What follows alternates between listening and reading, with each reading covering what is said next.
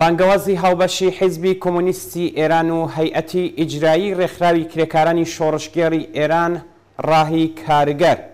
بۆ پشتیوانی لە مانگرتنی گشتی کرێکارانی مانگرتوو لە ڕۆژی جیهانی کرێکاردا.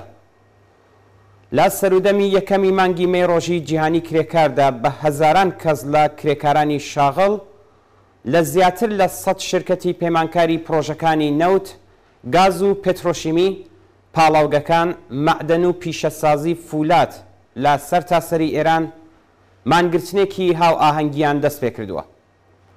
ئەم مانگرتنە لە بارودۆخێکدا ڕوئەدات کە لەلایەکەوە چینی کرێکار و خەڵکی زەحمەتکێش و هەژار لەگەڵ دژە ئینسانی ترین هێرش بۆ سەرئاستی ژیان و بەڕێوەچوونیان بەرەوڕووبوونەتەوە، بە شێوەیەک کە ژیانی ئەم خەڵکە لە هەموو ماوەی 44 ساڵی حاکمیەتی ڕژیمی ئیسلامیدا قەت بە قەدەر ئێستا دژوار و فەلاکەتبار نەبووە. لەلایەکی دیکەوە لە درێژەی شۆڕشی ژینادا شەقامی شارەکانی ئێران بوونەتە گۆڕەپانی نەبەردی ئیرادەی ئەو ژن و پیاوە تێکۆشەر و بوێرانەی کە حیجابی ئیجباری ئەم هێمای کۆیلەتیەی خۆیان توور هەڵداوە. ئەوان سوورن لەسەر چەسپاندن و پاراستنی دەستکەوتەکانی تا ئێستای شۆڕشەکەیان و دروستکردنی پاڵپشتێک لێی بۆ ئاخێزی گەورە و بەرینتری دوای ئەم شۆڕشە. لەوەها بارودۆخێکدا هێرشی ڕژیم بۆ سەرئاستی بەڕێوەچوونی کرێکاران و خەڵکی هەژار دەبێ وەڵامی شیاوی خۆی وەربگرێتەوە. نابێ ئیجازە بدرێت کە ڕژیم ئەم دەستڕێژیە بە ئاشکرایە بۆ سەرژیان و بەڕێوەچوونی خەڵک بە ئاسانی تێپەڕێنێ و بوار بۆ درێژەی حاکمیەتی خۆی بە قیمەتی توندکردنەوەی چەوسانەوەی کرێکاران و ڕفاندنی نانی سەرسفرەی زۆربەی خەڵکی کۆمەڵگای ئێران هەموار بکات. ئەگەر کرێکاران لەم نەبەردە حیاتیەدا پێویستیان بە هاوپشتی چینایەتی بە وشیاری سەبارەت بە بەرژەوەندی ئەمڕۆ و سبەی ڕۆژیان بە ناسینی ڕاستەقینەی خۆیان، با تەشەکولی سنفی و سیاسی خۆیان،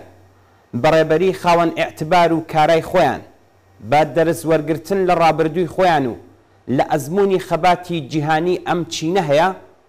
لە عینی حاڵدا بۆ سەرکەوتن لەم نەبەردەدا پێویستیشیان بە هاوپشتی خەڵکێک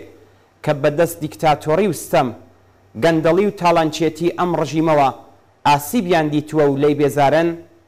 ئەو بنەماڵانەی بە ملیۆن کەسن و کچانی قوتابی کە لە هێرشی شیمیایی بۆ سەر قوتابخانەکانی کچانە تووڕان،